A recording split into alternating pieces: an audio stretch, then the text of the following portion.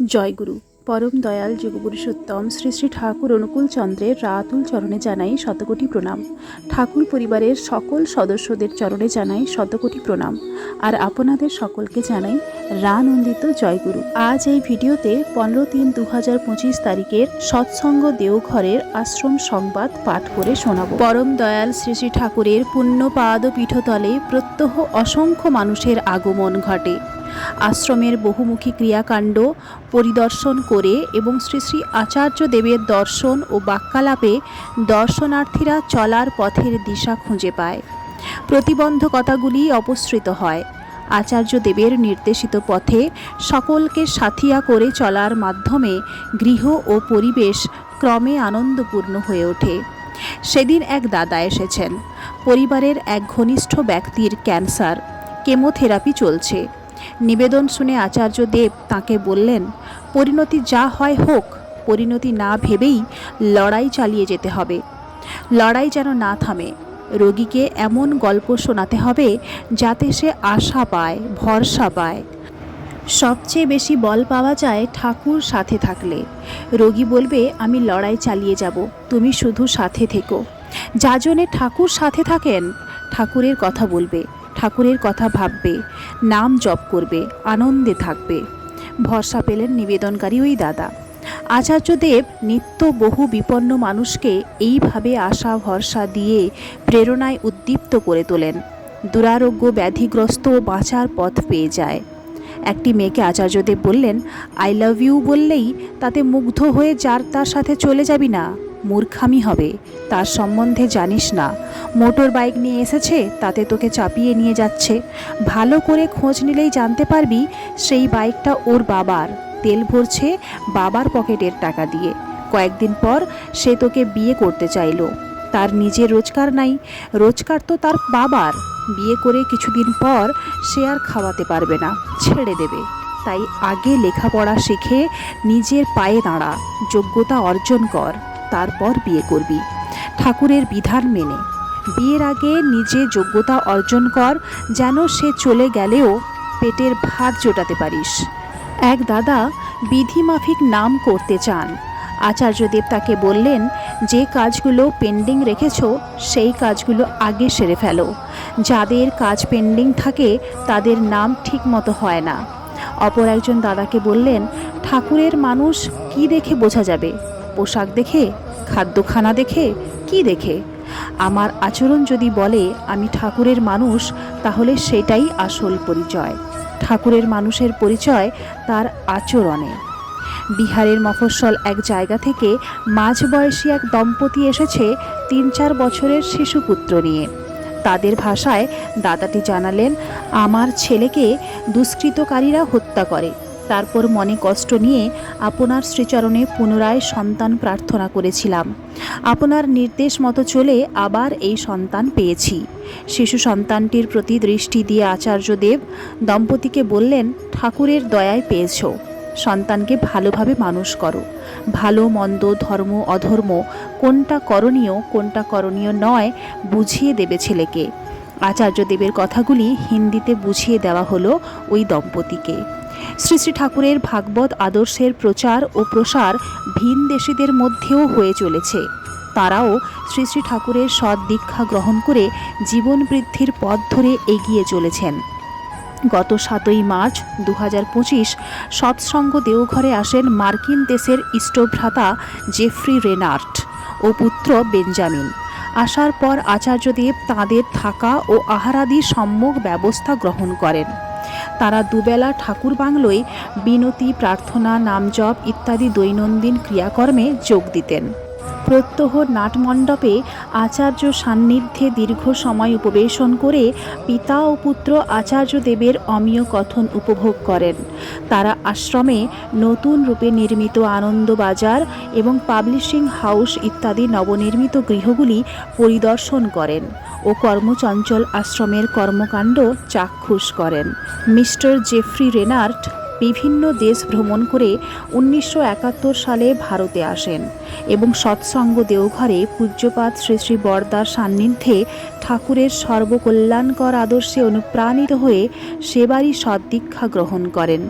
তারপর থেকে সুযোগ পেলেই মাঝে মধ্যে কিছুদিন আশ্রমে অবস্থান করে দেশে ফিরতেন। 1980-র দশকে পরম পূজ্যপাদ শ্রী শ্রী বরদা তাকে সহপ্রতিঋত্বিকের পাঞ্জা প্রদান করেন এবং জেফ্রিদা কতিপয় ব্যক্তিকে সদ্দীক্ষা প্রদান করেন। গত 12ই মার্চ তিনি সৎসঙ্গ দেওঘর থেকে স্বদেশ অভিমুখে যাত্রা করেন।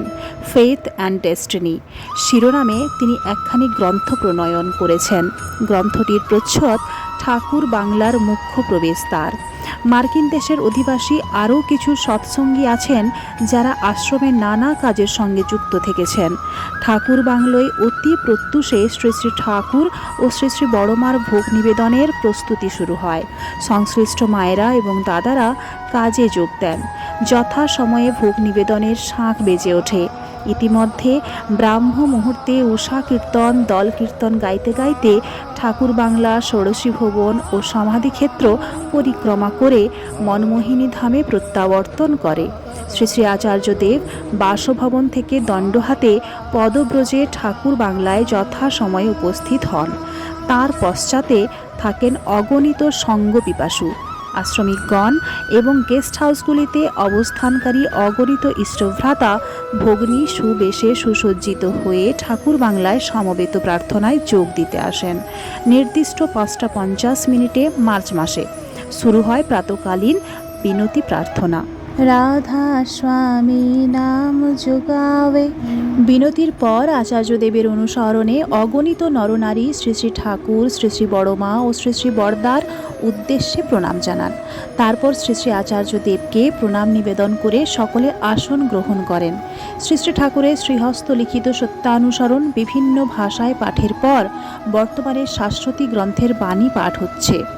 বাণীর পাঠান্তে পঠিত বাণীর প্রসঙ্গ নিয়ে আলোচনা শুরু করেন আচার্যদেব। বাণীতে ব্যবহৃত শব্দরাজির ধাতুগত অর্থ ধরে বাণীর অর্থ বিশ্লেষণ করেন। প্রতিটি শব্দের অর্থ ধরে ধরে সমগ্র বাণীর অর্থ উদ্ঘাটন করেন। আচার্যদেবের সম্মুখভাগে মাইক রাখা হয়। ঠাকুর বাংলায় সমবেত ইষ্টভ্রাতা ভগ্নীরা শুনতে পেয়ে কৃতার্থ বোধ করেন। আচার্যদেবের সঙ্গ এবং তার শ্রীমুখ থেকে বাণীর অন্তর্নিহিত অর্থ শোনার জন্য ভোরবেলা ঠাকুর বাংলা বেশ জমজমাট থাকে। সকালের বিনতি প্রার্থনায় পূজনীয় শুভদা উপস্থিত থাকেন। সকাল 8:55 থেকে ঠাকুর বাংলায় শুরু হয় সমবেত নামজপ। শ্রী শ্রী গুরু গ্রন্থ সাহিবজি ও ধৃতি বিধায়না দ্বিতীয় খণ্ড থেকে বাণী পাঠ হয়। এরপর দুখানি ভক্তিগীতি পরিবেশিত হয়। এই সময় পূজনীয়া বড় বৌরানীমা প্রণাম নিবেদনের জন্য ঠাকুর বাংলায় আসেন। সন্ধ্যায় 5:52 বিনতি প্রার্থনা, সমবেত নামজপ অনুষ্ঠিত হয়।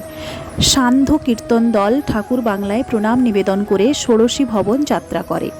শ্রী শ্রী ঠাকুরের বাণীগ্রন্থ অনুশ্রুতি পঞ্চম খণ্ড ও আচার চর্চা প্রথম খণ্ড থেকে বিভিন্ন ভাষায় বাণী পাঠ হয়। মাঝে মধ্যে দেওঘর শহর ও এতদ অঞ্চলের প্রশাসনের বিভিন্ন বিভাগের পদস্থ কর্তাগণ আচার্যদেবের দর্শন করেন এবং তাঁর কাছ থেকে চলার পথের দিশা নিয়ে যান। গত 4 মার্চ পাটনা এইমস ও দেওঘর এইমসের ডাইরেক্টর শ্রীযুত সৌরভ কুমার ভার্সনে আশ্রমে আসেন এবং শ্রী শ্রী আচার্যদেবের দর্শন ও দীর্ঘ সময় বাক্যালাপ করে যুক্তিপূর্ণ আলোচনায় সমৃদ্ধ হন। গত 30 ফাল্গুন 14 মার্চ 2025 শুক্রবার পূর্ণ দোল উৎসব সৎসঙ্গ দেওঘরে সাড়ম্বরে পালিত হয়।